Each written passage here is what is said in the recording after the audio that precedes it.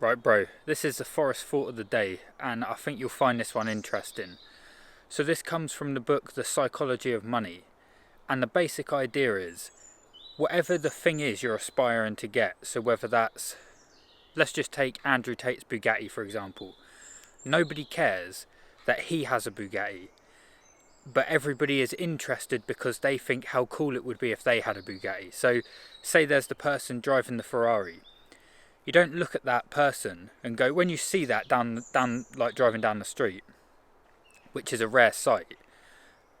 The Fiat 500 that drives down, you don't even notice. But when the Ferrari drives down, you don't look at the Ferrari and try and see who's inside and go, he's really cool or she's really cool. You look at the Ferrari and instantly picture you driving it. You couldn't care less who he is, what he does, and his story and how cool he is.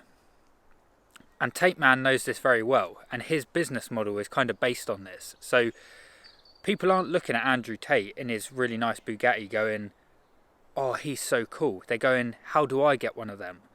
And Andrew Tate's product is how to make money online. So he's positioning himself perfectly. He's showing you the Bugatti not so you think he's cool, so you think, I really want one of those. It's creating desire. And this goes for everything in your life. So say you're trying to get abs and a good physique. It will help you attract a partner, which makes sense because you are attracted to people that are the most physically fit. It's survival of the fittest. So that does actually benefit you. But for the most part, for other men, they're not looking at you going, he's really cool. They're looking at you going, I want abs. I want to look like that. They couldn't care less about you.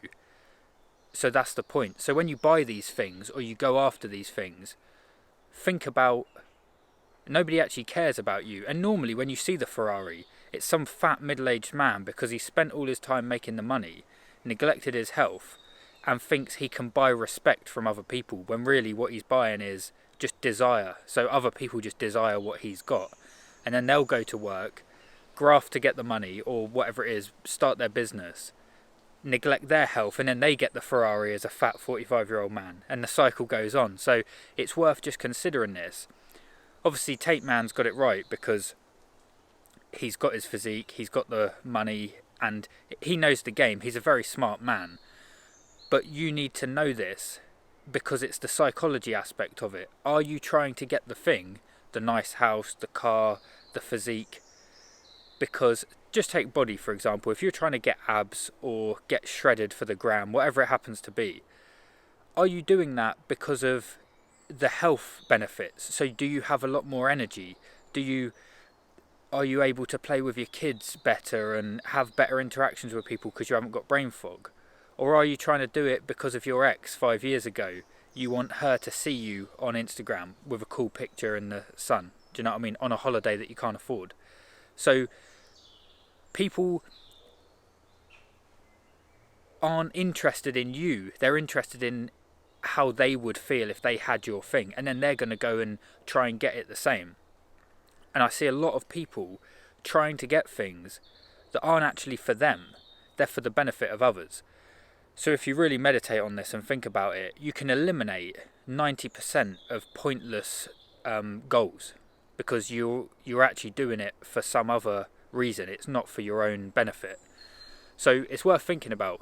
But that's the point, is people don't think you're cool because you have a Ferrari. They think the Ferrari's cool.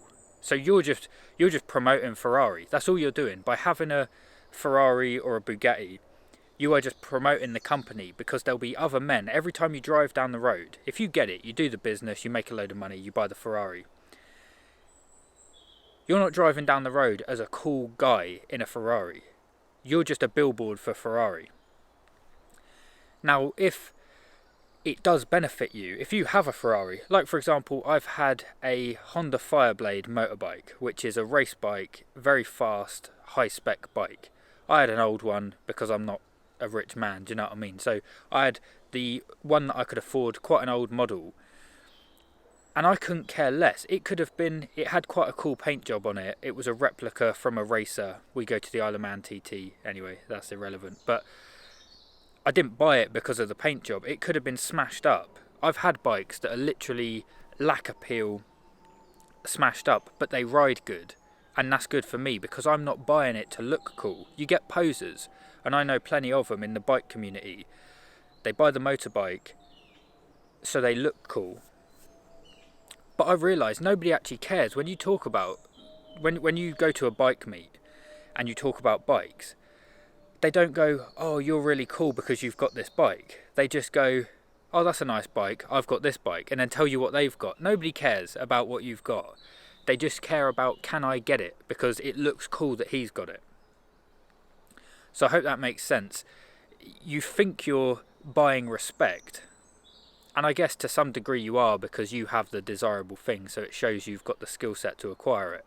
But it's just, ponder on it, have a think about it, because you might not have considered this. And just look at it next time you see the Ferrari drive down the road, or the thing you want. Say you see a beautiful girl with her man, probably her husband. You don't think, oh, he's a really cool dude. You think, how do I get the girl? It's just psychology. You don't care about the person, you just want the thing. So, yeah, have a think about it. But I've just been pondering on this because it influences how you set goals. Because you start setting goals based on how other people are going to view you. You start picking holidays based on how they're going to look like on Instagram. Now, I've always wanted to go to Bulgaria. That's like on my list of places. And Bulgaria is nice, but it's not like New York. Everyone goes to New York because it's good pictures and you've been to New York. But I couldn't care less about that because I know they're not looking at my Instagram going, he's cool. They're going, oh, can I afford a trip to New York? It's just psychology. So it's worth thinking about, and let me know if that's something you've considered. But yeah, Andrew Tate knows this. He's not like done himself over by buying a Bugatti, and he's got about 30 supercars, not because he wants supercars. And I've seen videos of him saying this. He's like, these cars don't really do anything for me, but it's part of his business model. His business is selling how to make money online, and he's got to create the desire for money online. So if he come on and went, I've got this Bugatti, it didn't fulfill me in any way, so I sold it and started a dog charity, which he does have a dog charity, so he knows what brings fulfillment in life. No one's going to buy his product. If he goes, you only really need, and they've done a study on this, Harvard, it might have been Yale actually, Yale have done a study on how much money buys happiness, and to some degree an increase in money does buy happiness, and it's up to 70 grand. So if you earn 20 grand a year in dollars, you would be more happy if you earn 30 grand a year, and you'd be more happy if you earn 50 grand a year. Your happiness increase, so you can buy happiness up to 70 grand a year. After that, happiness doesn't increase. So you might earn 70 grand a year, and then you increase that to $1 million a year. It doesn't make any difference because you've met your needs, and this makes sense. At 70 grand a year, your needs are met, you've got enough and a bit extra, and that's all you need. Other than that, these things like a Bugatti, the new iPhone every year, doesn't increase happiness. So because you're buying false, it's a false dream, isn't it? You buy the Bugatti so you look cool, when really you're just attracting a bunch of people that want to buy the Bugatti. So hope that makes sense. Let me know your thoughts, whether you've considered it, and if you do a deep journaling session on this. So you write, a deep journaling session is you write a question at the top of the page in red pen, and then you get your black pen and answer it. So you ask yourself like you're interviewing yourself, and you're like, so the first question would be, what is a material, well, it doesn't really have to be material, but what is a goal that I'm striving for at the moment? What's like my main goal? Then you ask, who's that for? Is that for me? Because it's actually going to enhance my life. So take a Bugatti, for example. Say your main goal is you've seen Andrew Tate and you want to buy a Bugatti now. So you're going to start the business and do whatever. Why are you buying that Bugatti? Because a Honda Jazz, which is like a granny car, will get you to the gym. You go to the gym, let's be honest, right? You want to pull up at the gym and look cool. A Honda Jazz will get you to the gym. so will a Bugatti. A Honda Jazz will probably do it better because it'll be a lot cheaper, it's more cost effective. You can get in and out, you can take your mates. You can only take one friend in a Bugatti. I'm pretty sure they're two-seater. Any speed bumps, you're going to scrape it on the floor. Loads of drawbacks to having a Bugatti. A Honda Jazz is the best car in my opinion because it just does everything in a very reliable way. So who's it for? Is it for you? Because if it was for you, you'd get the Honda Jazz. Makes much more sense. So it's for everyone else. But when you realise nobody cares, you're just advertising Bugatti, do you need it? So, and I'll have to think about this because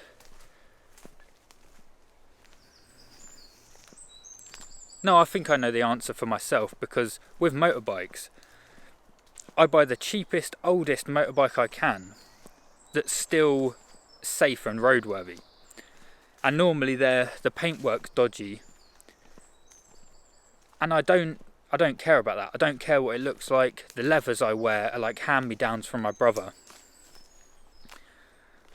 And when I pull up at the bike meet, I know instantly.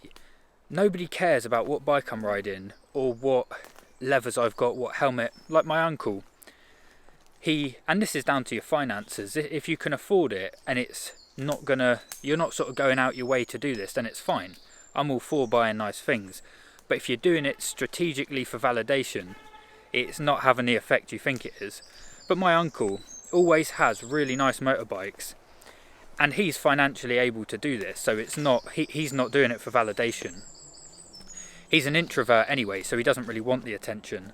But he has always a very nice motorcycle helmet, which is like a replica from the top racers. His leathers look amazing, and his bike is always a really nice bike. But he's not doing it so people come up to him and go, oh, you're so cool because you got the bike. But people look at the bike, so anyway. Hope that makes sense. Have a think about it and let me know. Let me know your thoughts. Have a good day. Speak to you tomorrow.